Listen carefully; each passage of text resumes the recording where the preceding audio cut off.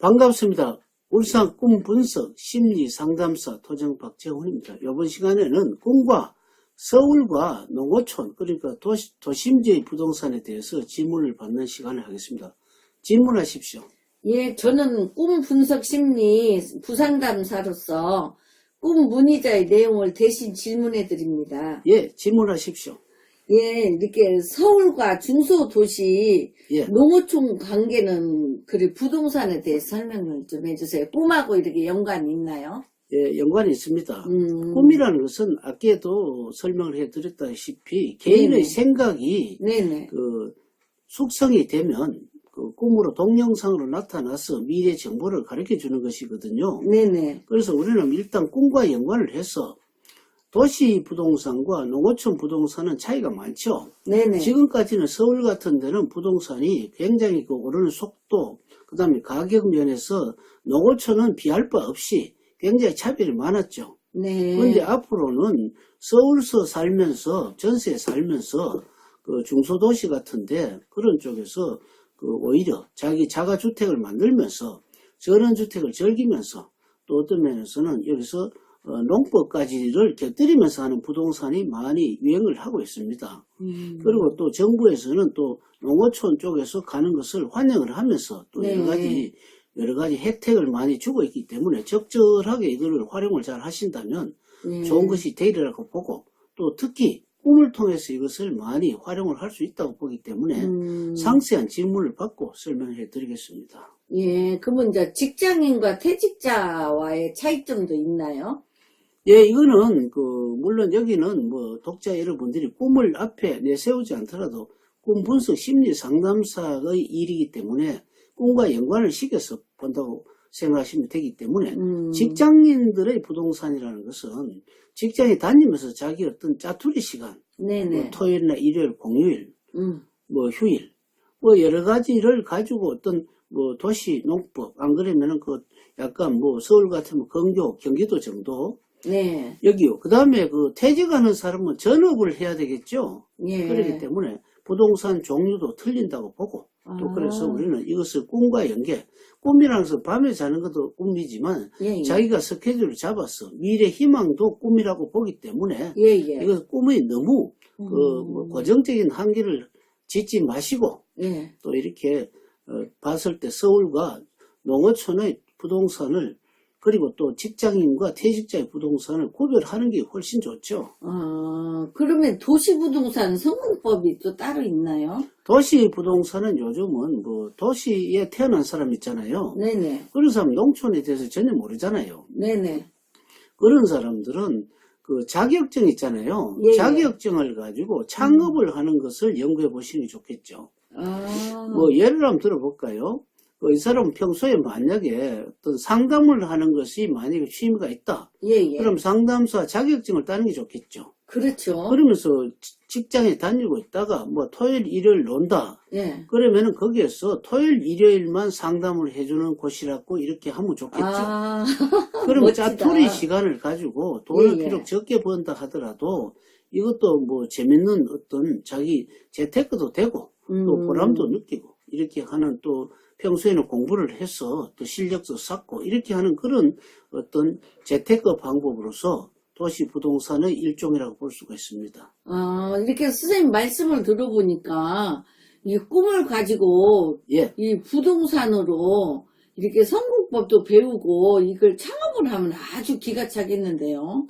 창업을 충분하게 할 수 있습니다. 왜 그러냐면은 일반 심리 상담사 같은 경우는 있지 않습니까? 네네. 우리는 보통 보면 1급, 2급이 있다 하면 주로 1급이 돼야 그래도 사람들이 믿고 하죠. 그렇죠. 그런데 1급을 한다 하더라도 그러니까 1급 상담사를 딸락하면 일반 사람들이 딸 수 있겠습니까? 어렵잖아요. 그렇죠. 또 시간도 어렵지 않습니까? 그런 경우는 꿈 분석 심리 상담사 같은 경우에는 예. 거기에 비하면 훨씬 안 쉽겠습니까?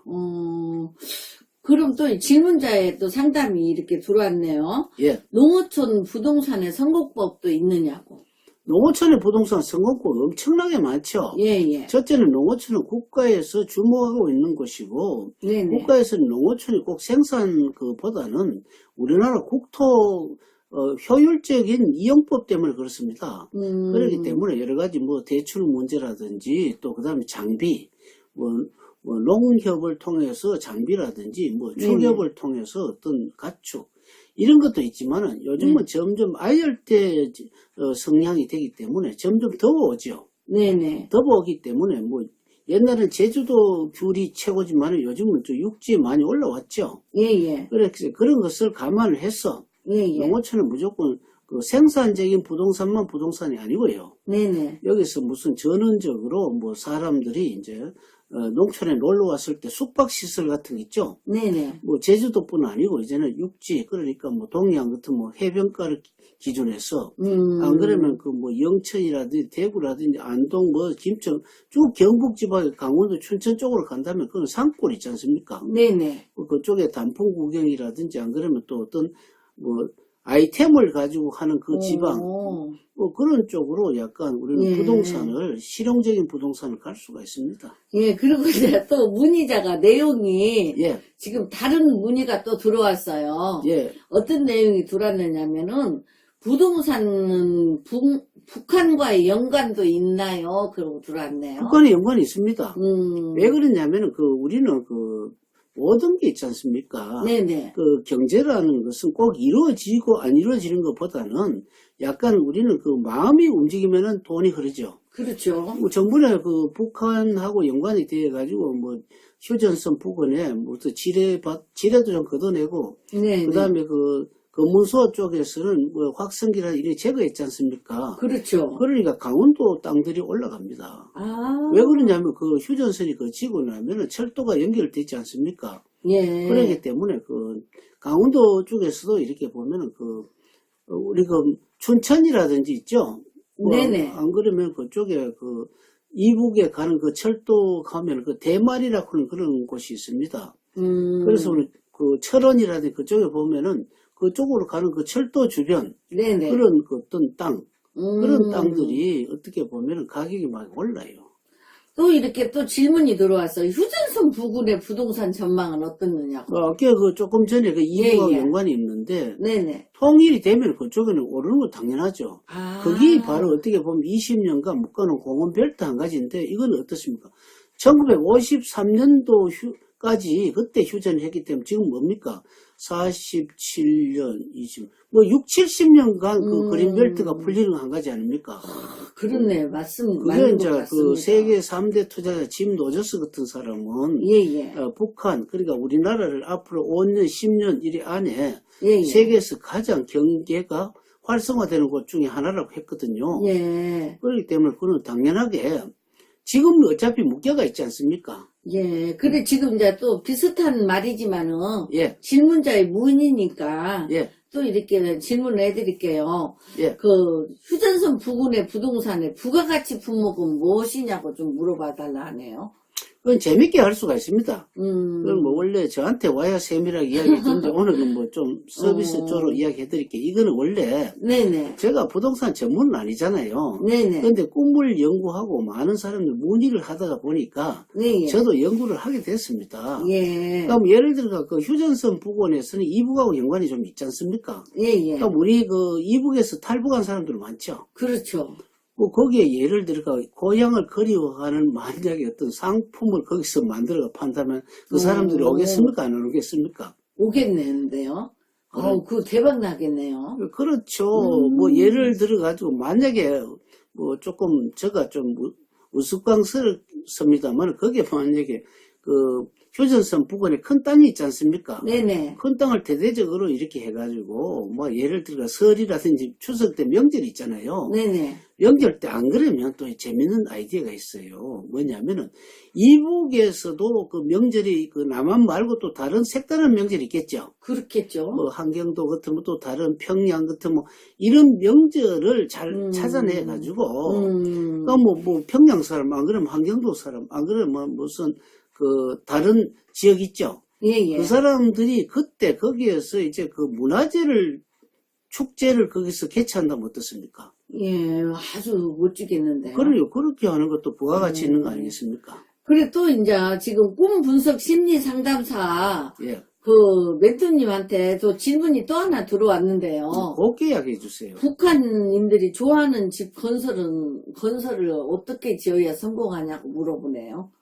북한 사람들이 이제 그 건설하는 집을 이제 만약에 지을 경우가 있죠. 예, 예. 그 북한 사람들은 뭐 우리 옛날에 하는 거하고 좀 비슷합니다. 비슷하다는 것은 무슨 뜻이냐 하면은 건물을 지을 때 북한 사람이 좋아하는 경우 있잖아요. 예, 예. 그 어떤 스타일이 있을 겁니다. 남한 사람은 남한 사람 스타일, 북한은 북한 사람 스타일이 있기 때문에 뭐 예. 예를 들어 가지고 외국 사람 비하면 우리나라 사람들이 요즘 뭐 꿀뚝 있잖아요. 예, 예. 뭐 꿀뚝이라든지 안 그러면 그 보일러 시설 있죠. 네네. 난방 시설 같은 거 우리나라 남한에 고유하기 때문에 미국 같은 데도 이제 우리나라 그 남한의 어떤 그 보일러 시설 그런 걸 상당히 좋아한답니다. 그렇기 때문에 그것도 이북에서 필요한 거 있잖아요. 네네. 필요한 시스템을 만들어서 그거를 하게 되면 어떻습니까? 음. 하게 되면 그것이 많은 이북 사람이 선호를 하겠죠. 네. 그렇구나. 그리고 또 질문이 또 들어왔어요. 예. 도심의 큰 주택은 이대로 아니면 판매 후 현금을 보관하는 게 좋냐?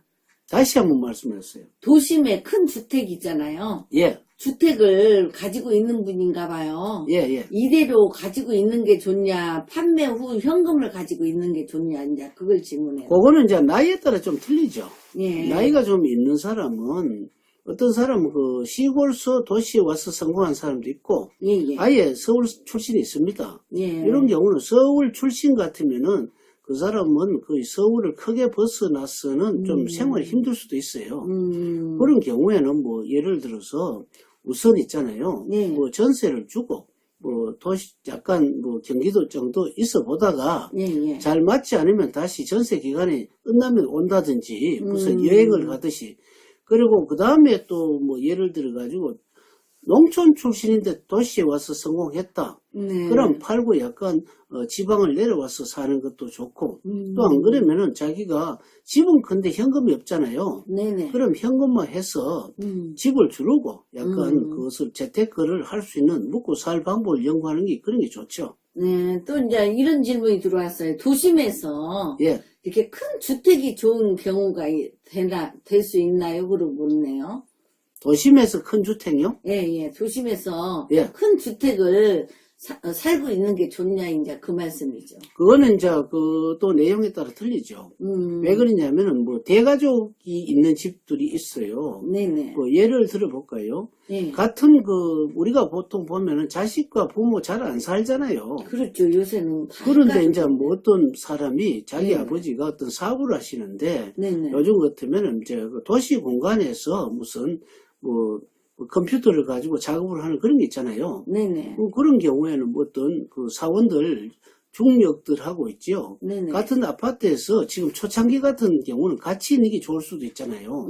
그런 경우는 그 대주택이라도 갖고 있는 게 좋고 안 그러면은 그 괜히 뭐 보일러 시설이라든지 전기 시설 같은 이런 것이 소비가 많이 되기 때문에 가능하면은 줄이고 지금은 넓다고 좋은 것이 아니고요. 네. 적당하게 밖에 나가면 뭐 산천 좋은 구경 다 할 수 있는데 구태에 너무 넓게 있는 것도 서늘하고 안 좋습니다. 아, 그 얘기시구나. 근데 또 도심에서 전세가 좋냐고 또 물어보네요. 도심에서. 돈을 활용하는 사람은 전세를 가지고 하는 경우도 있고 어떤 사람 남에게 간섭받기 싫어하는 사람 있죠. 네네. 그런데 전세만 마냥 또 올려야 되고 이렇게 많이 하기 때문에 예. 웬만하면 작은 자기 주택이 사실 좋죠. 왜 그러냐면 간섭을 받지 않습니까? 그러니까 간섭을 받고 또 안 그러면 또 세가 오르면 또 올려줘야 되고 하니까 굉장히 불편하기 때문에 그 평수는 줄으면서 자가주택이 좋다고 저는 봅니다. 예, 또 이 문의자의 내용 중에요. 예, 주택을 판매하고 예. 현금을 어디에다 투자하면 좋냐고 또 물어왔습니다. 현금은 주로 자기가 잘 알고 있는데 투자하는 게 좋죠. 자기가 전공하고 있는 것. 뭐 작은 투자 같은 거는 주식이 첨단 주식 있잖아요. 네네. 앞으로 인공지능이라든지 로봇 뭐 안 그러면 빅데이터 뭐 안 그러면 그 어떤 인체 그 어떤 바이오 주식 같은데 이런 것이 좋을 것 같고요. 정 모르면 좀 큰 주식 있잖아요. 네네. 뭐 아마존이라든지 뭐 애플이라든지 뭐 어떤 삼성전자라든지 뭐 SK 뭐 요즘 같은 뭐 LG 이런 거 조금 전망 있는 요즘 그걸 뭐 2차 전지 같은 것도 있고 하기 때문에 또 현대 자동차 산소 뭐 이런 계통이기 때문에 각각 자기가 많은 데 투자를 하시고 안 그러면은 농촌 같은 데는 있잖아요. 앞으로 저장 창고, 안 그러면 숙성 창고, 안 그러면 도시농법 이런 쪽으로 투자를 하는 것이 좋고 제가 이것은 그 꿈을 통해서 많은 질문자들이 물어오고 제가 연구를 했기 때문에 조금 관심을 가지고 있는 분야이기 때문에 말씀을 드릴 수가 있고 꼭 저 말이 이게 맞고 안 맞고 그런 것은 아닙니다. 그러나 저는 그래도 상담자들을 위해 가지고 또 뭐 미래학자 최윤식 박사라든지 또 그다음에 이지성 작가라든지 이런 사람들을 그다음에 안 그래 짐 로저스라든지 이런 사람들을 참조를 해서 많이 하고 또 최신 유튜브 보면은 또 어떤 여러 가지 정보들이 많이 나오잖아요. 예. 그렇기 때문에 제가 아는 대로 답해드리고 참고를 하시는 게 좋습니다. 예. 그래, 안 그래도 지금 모든 문의자들이 꿈 분석 심리 상담사 멘토님께 진심으로 감사하다고 이렇게 글이 올라와 있습니다. 감사합니다. 예. 그러면 다음 시간에 또 다른 내용으로 하겠습니다. 감사합니다.